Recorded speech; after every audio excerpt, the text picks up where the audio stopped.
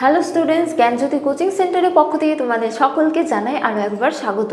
তো স্টুডেন্টস, আজকে আমরা যে বিষয় নিয়ে আলোচনা করব তা হলো সাঁওতাল বিদ্রোহের কারণসমূহ নিয়ে। ঠিক আছে, অর্থাৎ সাঁওতাল বিদ্রোহের পেছনে যে কারণগুলি দায়ী ছিল, বিশেষ করে সেই কারণগুলি নিয়ে আজকে আমরা আলোচনা করব। তো চলো দেরি না করে আমরা আজকের আলোচনা শুরু করি।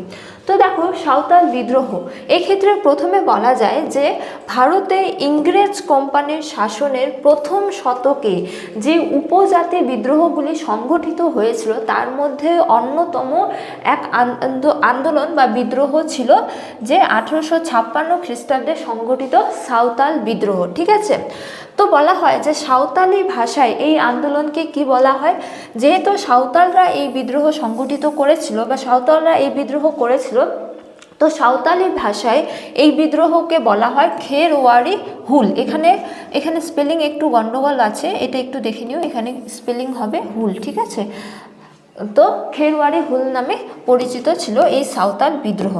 তো দেখো, প্রথমে বলা যায় যে সাঁওতালরা কোথায় বসবাস করত।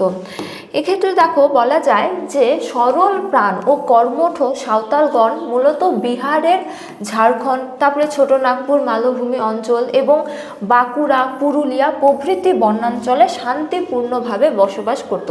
বা যদি আমরা সহজ ভাষায় বলতে যাই তাহলে বলা যায় যে এই সাঁওতালরা বিশেষ করে বাংলা, বিহার এবং যে উড়িষ্যার যে প্রান্তগুলি সেই প্রান্তে বিশেষ করে বনাঞ্চলে বা জঙ্গল বন সেগুলি পরিষ্কার করে তারা কি করত, বসবাস করত। তো বলা হয়েছে যে কিন্তু ইংরেজ কোম্পানির উক্ত অঞ্চলগুলিতে চিরস্থায়ী বন্দোবস্ত চালু করলে উচ্চ হারে রাজস্ব প্রদানে ব্যর্থ হয়ে তারা রাজমহল পার্বত্য অঞ্চল বা দামিনীকোহ ও মুর্শিদাবাদের একাংশে বনভূমি পরিষ্কার করে বসবাস করতে থাকে। তো লর্ড ডাউলহৌসি কর্তৃক প্রবর্তিত চিরস্থায়ী বন্দোবস্ত যে রাজস্ব নীতি প্রণয়ন করা হয়েছিল, সেই রাজস্ব নীতি কিন্তু সাঁওতালরা যেসব অঞ্চলে বসবাস করত সেখানেও প্রযোজ্য করা হয়েছিল। তো এই চিরস্থায়ী যে নীতি ছিল, এই নীতির অন্যতম প্রধান শর্ত কী ছিল? অন্যতম প্রধান শর্ত ছিল যে উচ্চ হারে রাজস্ব আরোপ করা হয়েছিল এবং যে কোনো রকম প্রাকৃতিক দুর্যোগে ফসল উৎপাদন যদি কম হতো তাহলে কিন্তু সেই রাজস্বটা কোনোভাবেই কমানো হতো না, রাজস্ব কিন্তু স্থির থাকতো। তো এই চিরস্থায়ী বন্দোবস্ত সাঁওতালরা যেসব অঞ্চলে বসবাস করেছিল সেখানে প্রথম দিকে কি করা হয়, প্রযোজ্য করা হয়। তো তারা সেই রাজস্ব দিতে ব্যর্থ হলে তারা কি করে, তারা রাজমহল পার্বত্য অঞ্চল বা মুর্শিদাবাদের একাংশে বনভূমি পরিষ্কার করতে বসবাস শুরু করে। ঠিক আছে, তো তারা মূলত বিহার, ছোটনাগপুর মালভূমি বা বিভিন্ন অঞ্চল থেকে যে বাসভূমি ত্যাগ করে তারা মুর্শিদাবাদের বিভিন্ন অঞ্চল এবং বিশেষত রাজমহলের পার্বত্য অঞ্চলে তারা নিজেদের বসবাস শুরু করে। কিন্তু এই সমস্ত অঞ্চলেও তারা একাধিক কারণে শোষিত হলে তারা কি করে, বিদ্রোহ ঘোষণা করে। তো দেখো, তাদের এই বিদ্রোহের পেছনে কিন্তু একাধিক কারণ দায়ী ছিল। যেমন এই কারণগুলি হলো, প্রথমত বলা যায় যে উচ্চ রাজস্ব প্রদান। ঠিক আছে, এক্ষেত্রে বলা হয় যে সাঁওতালদের আবাদি জমিতে উচ্চ হারে রাজস্ব ধার্য এবং তা উত্তরোত্তর বৃদ্ধি করা হয়েছিল যা তাদের দেওয়ার সামর্থ্য ছিল না। তো সাঁওতালরা মূলত তারা কৃষিকাজ করে নিজেদের জীবন ধারণ করত এবং শিকার করে।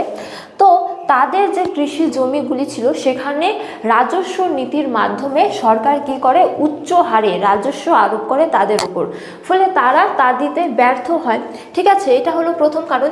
দ্বিতীয় কারণে বলা হয়েছে যে উপশুল্ক, এখানে শুল্ক হবে। ঠিক আছে, তো উচ্চ হারে ভূমি রাজস্ব আদায় ছাড়াও তাদের এই ভূমি রাজস্বের পাশাপাশি কিন্তু স্থানীয় জমিদার, মহাজন, প্রভৃতিগণ সাঁওতালদের কাছ থেকে বলপূর্বক একাধিক উপশুল্ক আদায় করত। তো এই যে সাঁওতালরা ছিল তাদেরকে ভূমি রাজস্বের পাশাপাশি আরও বিশেষ ধরনের কর দিতে হতো। যেমন স্থানীয় জমিদাররা তাদের কাছ থেকে কর নিত বিনা কারণেই, তারপরে মহাজনদেরও কিন্তু তাদের কি কর দিতে হতো।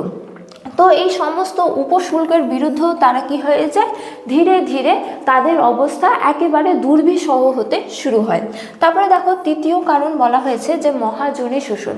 এবারে দেখো বলা হয়েছে যে জমিদারদের পাশাপাশি মহাজনগণ, বিশেষত বহিরাগত মহাজনগণ যেমন দিকু শ্রেণীর মহাজনরা নানাভাবে সাঁওতালদের শোষণ করতে শুরু করে। ঠিক আছে, তো জমিদাররা তাদের কিভাবে শোষণ করত, চিরস্থায়ী বন্দোবস্ত রাজস্ব নীতি অনুযায়ী জমিদারদের কি করা হতো, যে ভূমি রাজস্ব সেটা প্রদান করা হতো জমিদারদের, এবং জমিদাররা সেই কর প্রদান করত কোম্পানিকে। তো জমিদাররা তো একদিক থেকে তাদের কাছ থেকে অত্যাধিক পরিমাণে কর নিচ্ছে, তার পাশাপাশি বিভিন্ন মহাজনরাও কিন্তু তাদের শোষণ করতে শুরু করে। যেমন দেখো মহাজনরা তাদের কিভাবে শোষণ করত, এক্ষেত্রে বলা হয়েছে যে রাজস্ব প্রদানে ব্যর্থ সাঁওতালগণ মহাজনদের কাছ থেকে ঋণ নিত। তার সুদের হার ছিল 50 থেকে 500% পর্যন্ত। তো জমিদারদের রাজস্ব তাদের দিতেই হতো, যে কোনো রকম পরিস্থিতিতে তাদের কাছে সেই রাজস্বের পরিমাণ থাকুক বা না থাকুক, তাদের কিন্তু রাজস্বটা দিতেই হতো। তো এই রাজস্ব প্রদানে তারা যদি ব্যর্থ হতো, তাহলে তারা কি করতো, তারা মহাজনদের কাছ থেকে ঋণ নিত। কিন্তু সেই যে ঋণের সুদের হার ছিল তা ছিল ব্যাপক পরিমাণে, অর্থাৎ 50 থেকে 500% পর্যন্ত সেই সুদের হার ছিল। ঠিক আছে, এরপরে দেখো দ্বিতীয়তম বলা হয়েছে যে মহাজনগণ ঋণ সংক্রান্ত বন্ডে প্রদত্ত অর্থের বেশি অর্থ লিখিয়ে নিত। তো প্রথমে দেখো এখানে বন্ড কথাটি বলা হয়েছে। এই বন্ড আসলে কি, বন্ড হলো যে এই যে ঋণের পরিমাণ বা ঋণ সংক্রান্ত যাবতীয় হচ্ছে যে রীতিনীতিগুলা বা তার ঋণ সংক্রান্ত যে দলিলে লিখে রাখা হতো, হ্যাঁ, সাঁওতালদের ঋণ সংক্রান্ত ঋণ সম্পর্কে যে দলিলে লিখে রাখা হতো সেই দলিলকে বলা হতো কি বন্ড। তো এই বন্ডে সাঁওতালরা যে পরিমাণ ঋণ নিচ্ছে তার থেকে বেশি পরিমাণ কিন্তু লিখে রাখা হতো, বেশি পরিমাণ অর্থ কি করা হতো, লিখে রাখা হতো। কেউ যদি ঋণ পরিশোধ করতে চাইতো তাহলে নানাভাবে ঋণের জালে তাদের কি করে রাখা হতো, জড়িয়ে রাখা হতো। কেউ যদি সেই ঋণটা পরিশোধ করতে শেষ পর্যন্ত সমর্থ হয়ে যায় এবং সে যদি সেই ঋণটা মহাজনদের ঋণ যদি সে পরিশোধ করতে চায়, তাহলে কিন্তু তার ঋণ কোনো দিনই পরিশোধ হতো না, কেননা মহাজনরা নানাভাবে তাদেরকে কি করে রাখতো, ঋণের জালে আটকিয়ে রাখতো। ঠিক আছে, তারপরে দেখো এছাড়া বলা হয়েছে যে ঋণ গ্রহীতাগণ যতদিন না ঋণ পরিশোধ করতে পারতেন ততদিন মহাজনদের জমিতে তাদের বেকার খাটা হতো, বিনা পরিশ্রমিকে লাঙল দিতে হতো ইত্যাদি। অর্থাৎ তাদের মহাজনদের কিন্তু নানাভাবে সেবা করতে হতো, বা বলা যায় যে মহাজনদের জমিতে তাদের বেগার শ্রম খাটতে হতো। তো জমিদারদের পাশাপাশি কি হয়, মহাজনরাও তাদের শোষণ করতে শুরু করে, যার ফলে তারা কি হয়ে যায়, ক্ষুব্ধ হয়ে ওঠে। এরপরে দেখো এছাড়া আরও বিভিন্ন কারণ পরিলক্ষিত হয়, যেমন বলা হয়েছে যে ব্যবসায়ীদের কারচুপি। এক্ষেত্রে বলা হয় যে ব্যবসায়ীগণ সাঁওতালদের কাছ থেকে দ্রব্য ক্রয়ের ক্ষেত্রে বেশি ওজনের বাটখারা অর্থাৎ কেনারাম এবং দ্রব্য বিক্রয়ের ক্ষেত্রে কম ওজনের বাটখারা বা বেচারাম ব্যবহার করত। তো জমিদার ও মহাজনদের পাশাপাশি ব্যবসায়ীরাও কিন্তু তাদের এই অবস্থার বিশেষ হচ্ছে যে সুযোগ নিত। যেমন ব্যবসায়ীরা যখন হচ্ছে যে সাঁওতালদের কাছ থেকে কোনো কিছু ক্রয় করত তখন তারা আলাদা বাটখারা ব্যবহার করত। আবার যখন ব্যবসায়ীরা সেই সাঁওতালদের কাছে কিছু বিক্রি করত তখন তারা কম ওজনের বাটখারা ব্যবহার করত। যেমন বলা হয় যে ব্যবসায়ীরা যখন সাঁওতালদের কাছ থেকে কিছু ক্রয় করত তখন তারা কম ওজনের বাটখারা অর্থাৎ কেনারাম ইউজ করতো, হ্যাঁ, এবং যখন তারা কোনো কিছু দ্রব্য সাঁওতালদের বিক্রি করত তখন তারা কম ওজনের বাটখারা কিছু বিক্রি করতো তখন তারা কম ওজনের বাটখারা ইউজ করতো, সেটাকে বলা হয় কি বেচারাম। ঠিক আছে, তো তারা বিভিন্নভাবে কি করতে থাকে, সাঁওতালদের ধীরে ধীরে শোষণ করতে থাকে। এর পাশাপাশি দেখো একটি অন্যতম প্রধান কারণ হলো যে রেল কর্মীদের অত্যাচার। তো লর্ড ডালহৌসির রাজত্বকালে রাজমহল থেকে ছোটনাগপুর পার্বত্য অঞ্চলের মধ্যে দিয়ে রেল লাইন সম্প্রসারণের সময় রেল কর্মী ও সাঁওতালগণ নানাভাবে শোষিত ও নির্যাতিত হয়েছিল। যেমন রাজমহল থেকে ছোটনাগপুর পার্বত্য অঞ্চল, অর্থাৎ যেখানে সাঁওতালরা কী করতো, বসবাস করতো, সেই অঞ্চলে কি হয়ে যায়, লর্ড ডালহৌসির আমলে রেল লাইন পাতা হয়। কিন্তু এই রেল লাইন পাতার সময়ও তারা নানাভাবে শোষিত হয়েছিল। যেমন বলা হয় প্রথমত যে সাঁওতালদের কৃষি জমি অনেকাংশে হ্রাস পেয়েছিল, অর্থাৎ সাঁওতালদের বেশ অংশ, কৃষি জমির বেশ অংশ এই রেল মানে যখন রেল গড়ে তোলা হয়েছিল তখন তাদের অনেক অংশ জমি চলে যায় রেলের অধীনে। এবারে বলা যায় যে রেলের কাজে নিযুক্ত সাঁওতাল কর্মীদের উদয়াস্ত পরিশ্রম করলেও নামমাত্র মজুরি প্রদান করা হতো। তো সাঁওতালরা এখানেও তারা কি করা হতো, যে শ্রমিক হিসেবে নিযুক্ত হলেও তারা অত্যাধিক পরিমাণে কাজ করলেও কিন্তু তাদের মজুরি ছিল খুবই কম।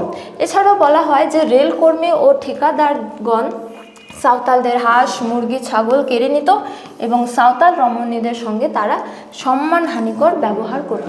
সুতরাং বলা হয় যে এই সময়েও তারা নানাভাবে শোষিত হয়েছিল।